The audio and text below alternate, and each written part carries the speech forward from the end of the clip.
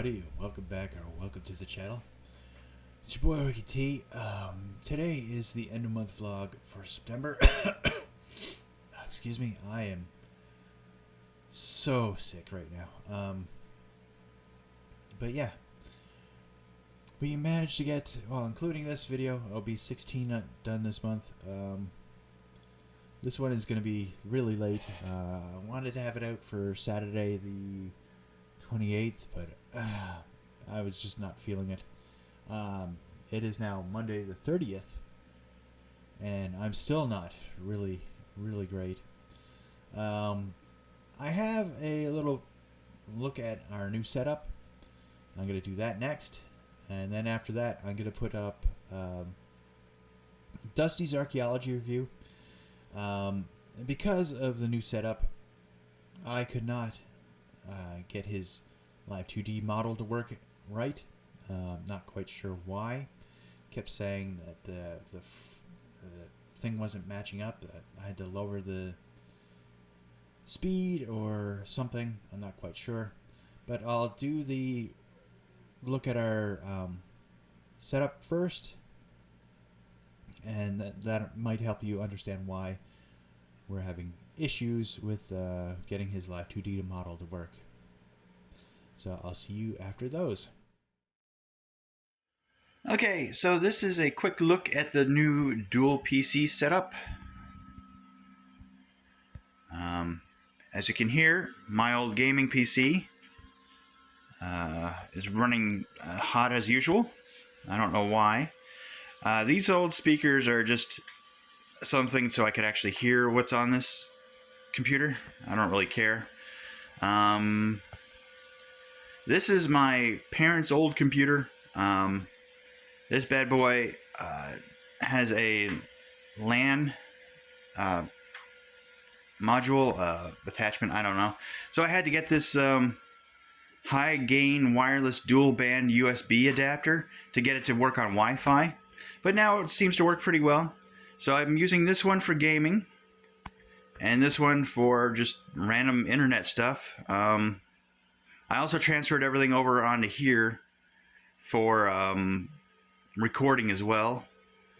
Yeah, because this one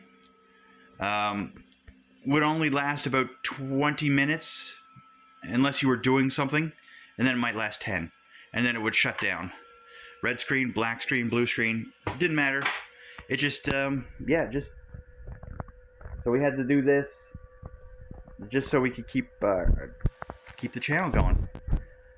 I hope you enjoyed this little quick look at our dual PC setup.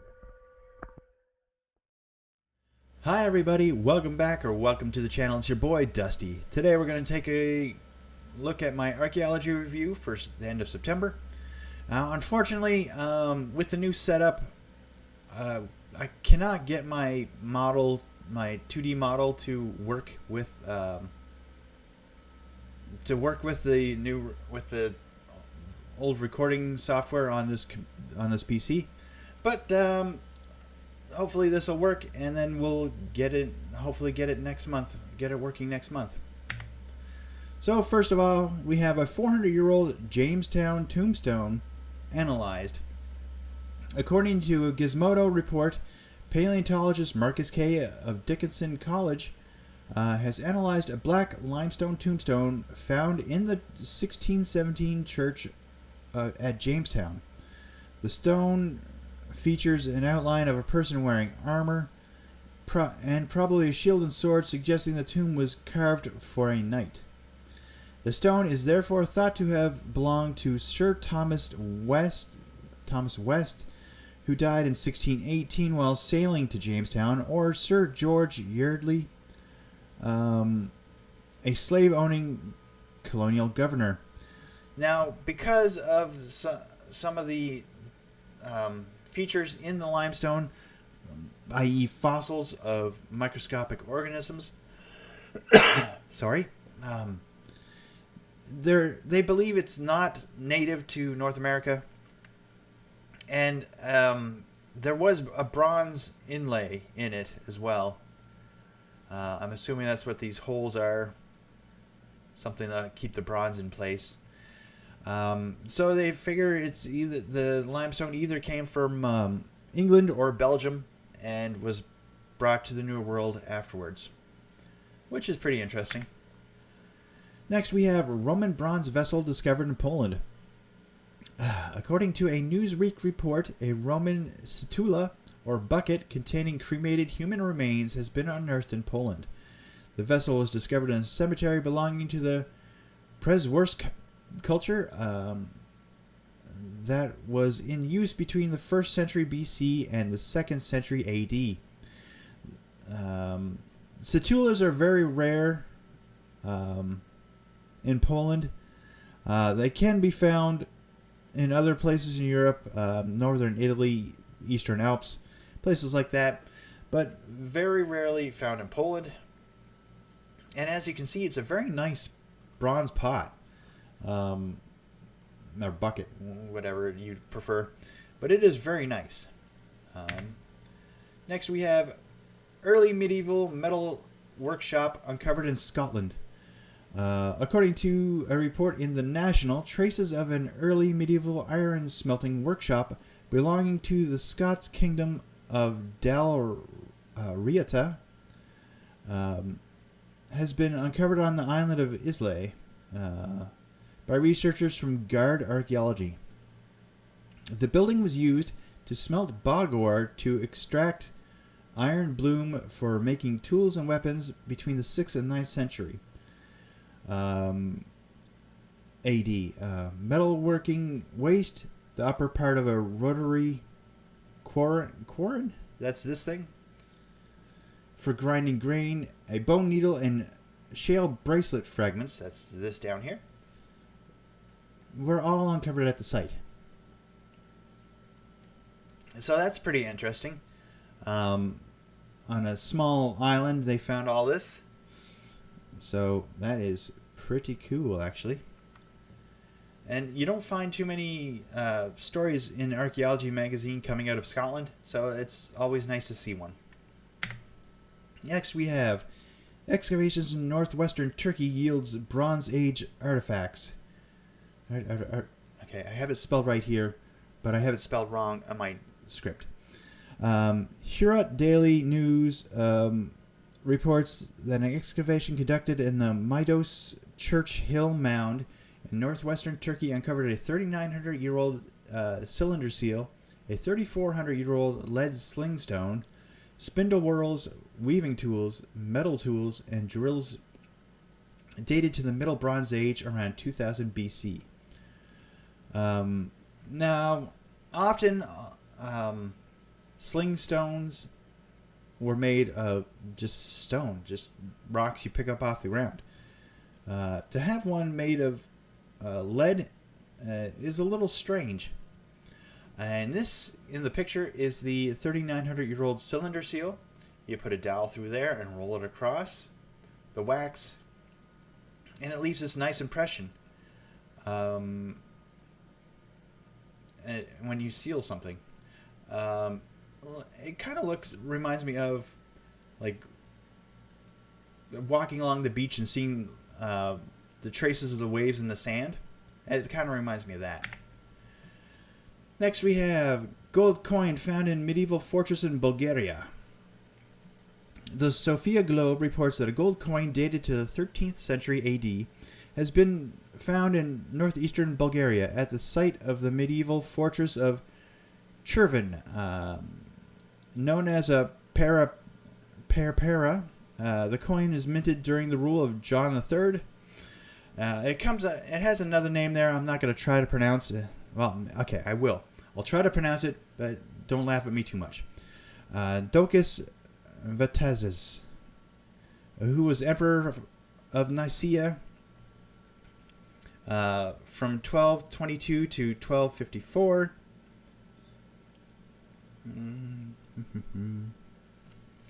The coin was discovered at the foot of a wall in the western end of the fortress. This section of the wall was constructed shortly after the Ottoman conquest of Cherven in 1388. So that's nice that they found a bronze or a gold coin from an earlier emperor. And it's a very nice coin. I like how they clean them up for pictures, because this would be all green and stuff, I'm assuming. Next is exceptionally well-preserved arrow recovered in Norway. According to news reports, a 1,300-year-old Newsweek report, a 1,300-year-old arrow recovered in Norway, from Norway's Lendbreen ice patch by archaeologists from Secrets of the Ice. Glacial archaeologist Lars Holger Pilo said that the arrow was most likely lost in the mountain pass while reindeer hunting. So it went up there, was frozen, thawed. The iron arrowhead is a type found in graves dated to 700 AD. So that's iron. There's whatever's holding it to the shaft, and the fletching would be down here. I don't see it, so I think that's gone, but that is still pretty cool. Next we have Celtic helmet unearthed in Poland. According to reports from Notes from Poland, a pointed bronze Celtic helmet with neckpiece has been uncovered in northern Poland by researchers from the University of Warsaw and Poland's National Museum of Archaeology, PMA. Now, at first they thought it was a vessel, just a bronze vessel, because it's in such bad shape that they didn't realize it was a helmet until afterwards. Now the PMA group is trying to restore and preserve it. I don't know though, but it's odd to find a Celtic helmet in Poland. It's not a place they normally find it, which is probably why they thought it was just a bronze vessel at first. Next we have historic Japanese sword recovered from World War II rubble in Berlin. A short sword dated to 17th century Japan was discovered in Berlin in 2022, according to a Live Science report. The Edo period weapon was found during the excavation of Mulken Market, the city's oldest square, among the wreckage of cellars destroyed during World War II. While restoring the weapon, conservators identified it as a wakizashi, a type of short sword reserved for samurai and dignitaries. They noticed that it had a damaged wooden handle with some surviving textile wrappings, and they spotted an image on the metal ring at the base of the blade depicting Koku, a god of luck who carries a hammer and a rice sack. Painted decorations of a chrysanthemum flower and water lilies have been painted on the sword's guard as well. An x-ray of the weapon showed that the blade had been shortened and revealed 2 holes in the tang, but only one of them had been attached to the handle. Oh, I see that. So this one was attached and this one missed by the looks of it. Cool. But they believe it was sent to a dignitary in Berlin from Japanese ambassadors. But it's pretty cool that they are still cleaning up rubble and debris from World War II and finding stuff like this. It's amazing. Next we have medieval kurgans with mustaches unearthed in Kazakhstan.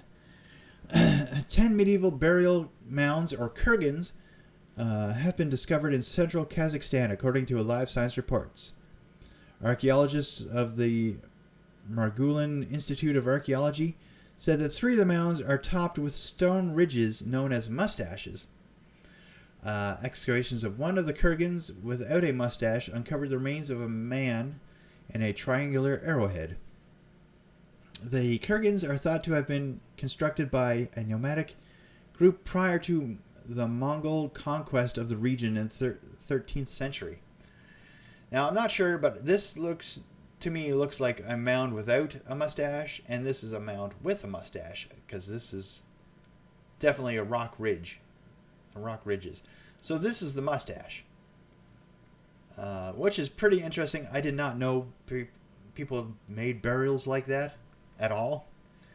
I'm assuming they actually dug out some of this stuff too, so that they didn't notice that it was a rock. They were rocky ridges until after they got some of this dirt and other debris dug out. But yeah, you learn something new every day. Lastly, we have ancient Greek text of Euripides papyrus translated. ArtNet News reports that the Euripides papyrus, which was discovered in Egypt in 2022, has been translated by researchers from the University of Colorado Boulder. The papyrus is found in a clump in a corner of a pit grave at the necropolis of Philadelphia by archaeologists from Egypt's Ministry of State for Antiquities. Okay. And has been dated to the 3rd century AD based upon the writing style and the archaeological context. So this is the necropolis of Philadelphia. I think it was in one of these corners, but it was just pushed up there with a bunch of other stuff. And it contained some 100 previously unknown lines written by the Greek playwright Euripides in the 5th century BC. They include lines for 2 lost plays, one called Ino, a revenge tragedy involving 2 wives of a Thessalian king, and Polydios, a moralistic tragedy on the nature of power and money. So that is amazing, because look at this thing. This papyrus is old. It should be gone. There shouldn't be much left of this at all. For those of you who don't know, papyrus is a type of paper made from reeds found along riverbanks like the Nile. And it is very, very, very degradable. I don't know how else to put it. It just degrades quite rapidly. But yeah, that is it for September. I'm not going to change my ending card here. I didn't get to use my other animation, character, but this is fine. It's fine. Yeah, if you enjoyed this, drop a like, leave a comment down below, and subscribe because it's free and helps out the channel. And I'll catch you all in the next one. Bye-bye. Well, that was a look at our 2 PC setup. If my old computer back here wasn't dying, I wouldn't have to use my parents' old computer, which is only about 2 to 3 years newer than my computer. But at least it doesn't crash every time I try to play something, which is very nice. So at least I got that going for us. Hopefully I can figure out what's going on with the Live 2D model, get it sorted to lower video settings or something. I'm not quite sure. But yeah. Starting this Friday, October 4th, I'm going to be posting a Fright Night Friday where I where I do a reaction to scary video compilations on YouTube. Yeah, Dustee came up with that, and he posted a poll on X or Twitter, and it was 100%. All the votes were for this Fright Night Friday reactees. I'm not actually looking forward to it. I hate scary stuff, but excuse me. But yeah, well, we're gonna do that for October. Depending on how they do, we might keep them going. But that, so October is going to be 2 game reviews from Dustee, the Fright Night Friday, and either another reactee. Sorry about that. Something keeps disconnecting on my PC, on my other PC, the newer one. Well, I don't know what it is. But yeah, I'll get this done quick now. But yeah, that's what October's going to be. It's going to be 2 game reviews, the Fright Night Fridays, and then either gameplay from Dustee or another reactee just disconnecting. I just saw the lights go off. That's what October's going to be. Sorry again about everything disconnecting. I don't know why it's all disconnecting. But I'll catch you at the end of next month, and hopefully we'll have everything sorted out so things will run smoother. Bye-bye.